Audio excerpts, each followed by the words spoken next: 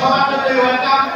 ইনশাআল্লাহ উনি ওনার কর্মধারা জাতীয়তাবাদী দলে ওনার অবস্থানকে আরো উচ্চতর স্থানে নিয়ে যাবেন, দলের নেতাকর্মীদের পাশে থাকবেন এবং সবসময় চেষ্টা করছেন। ইনশাআল্লাহ আগামী দিনে ওনার সাফল্য কামনা করি।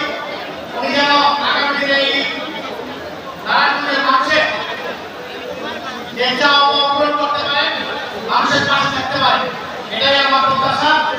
এবং দল অনেক বড়, এই দলের অনেক নেতাকর্মী নেতৃত্ব দিবেন, যার মধ্যে ধানের সৃষ্টি হয়ে দেবেন। তার সাথে সমস্ত অঙ্গ সংগঠন দলের সমস্ত নেতাকর্মী কাজ করবে। ইনশাআল্লাহ আসলে সাফল্য কামনা করে আমি আমার বক্তব্য শেষ করছি। বাংলাদেশ জিন্দাবাদ, বাংলাদেশ জাতীয়তাবাদী দল।